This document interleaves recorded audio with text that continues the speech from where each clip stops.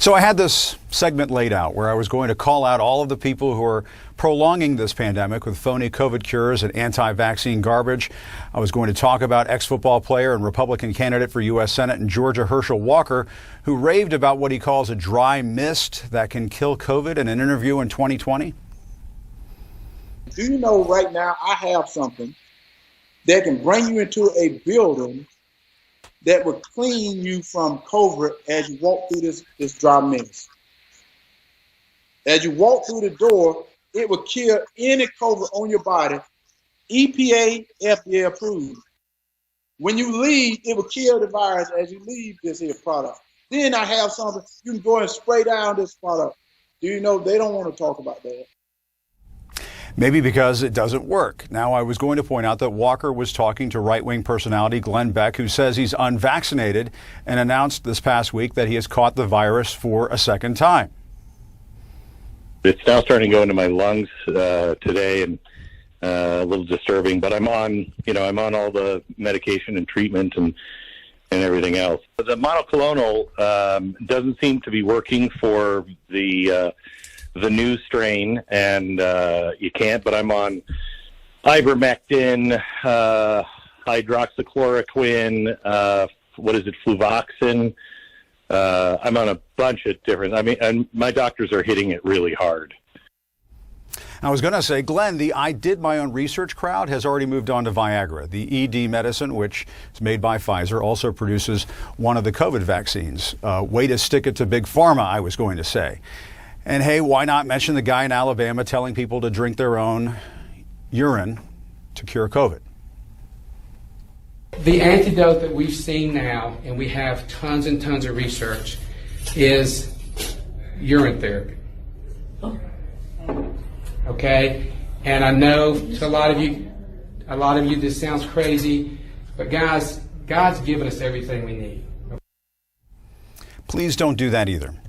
All of this to reiterate the point, there are people out there trying to make a buck or find fame on the internet or do what we hear here in Washington so often, people fundraising for their political campaigns, a point raised by Dr. Anthony Fauci in his fiery exchange with Republican Senator Rand Paul last week.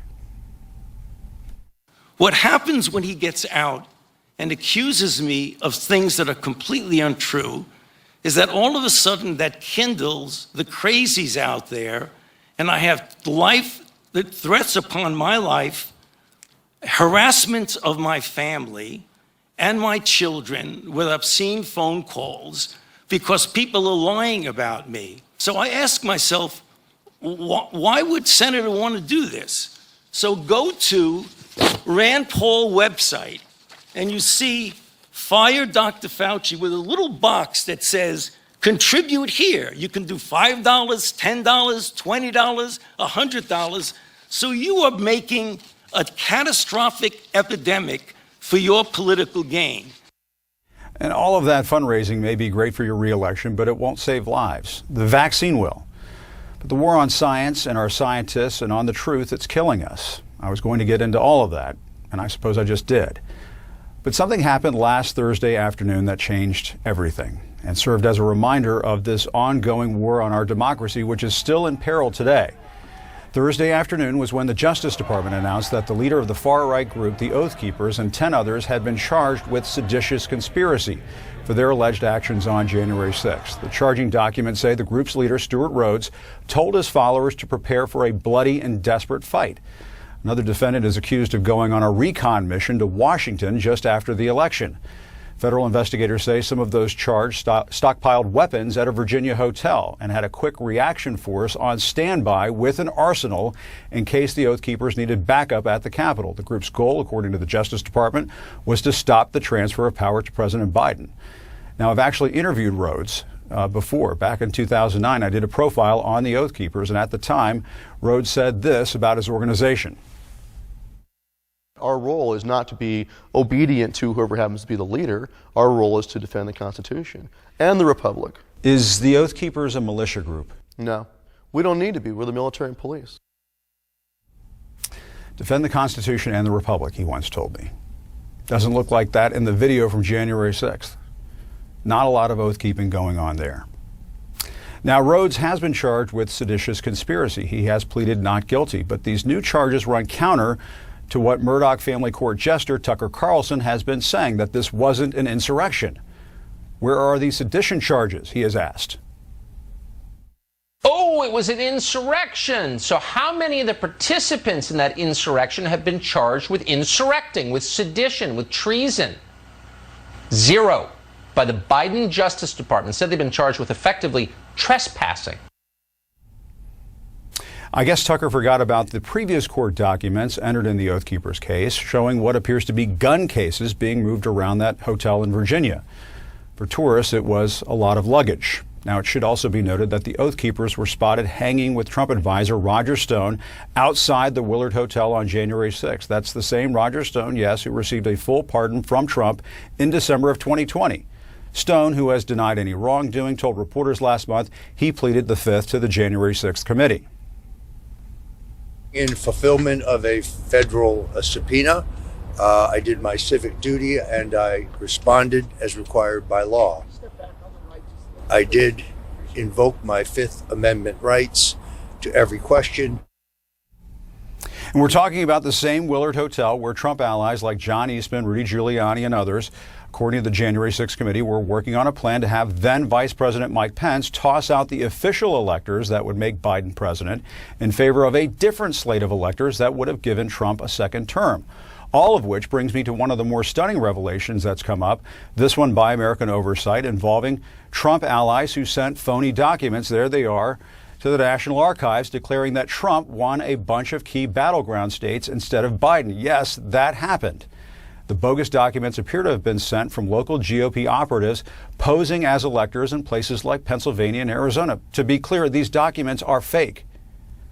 Reporters in Arizona caught up with one of that state's GOP lawmakers, Jake Hoffman, who signed these documents posing as an alternate elector for Trump. We've also reached out to him for a comment, have not heard back, but here is how he explains it. What authority did you find yourself as an elector?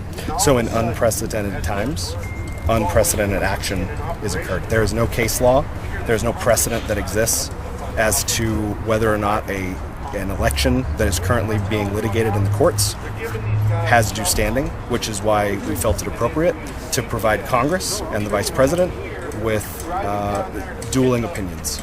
Did you have direction from anybody in doing this? Was it you 11 yourself doing this, or did someone give you advice on the manner in which you can do it? So I was one of the electors, right? I'm not in charge of the electors, so you would need How to... did you hear about it? How did you hear about it? You would need to ask the party chair. How did you hear about it? How did you hear about the plan? Were you just told to be somewhere? You would need to ask the party chair that. Phony electors, a fake cure for Trump's real election loss. Kind of like the ivermectin of our democracy. Back in December of 2020, White House Press Secretary Kayleigh McEnany told Fox the Trump team was serious about this idea of alternate electors. The only metro areas where Joe Biden beat Hillary Clinton, ironically, in those states, there has been an alternate slate of electors voted upon that Congress will decide in January. All of this raises a crucial question that's at the heart of everything. What exactly was Trump doing during the insurrection? He was letting it play out on TV, we know. One former White House official recently told me that. But Trump was also talking to people like GOP House Leader Kevin McCarthy, who at the time was urging Trump to call off the mob. McCarthy, who's made the choice to serve as Trump's lackey these days, announced he will not voluntarily cooperate with the January 6th committee. He hightailed it out of a news conference this past week after being pressed on how he once said he would cooperate. He just couldn't handle the questions, just like Trump, who could not defend the big lie on national public radio.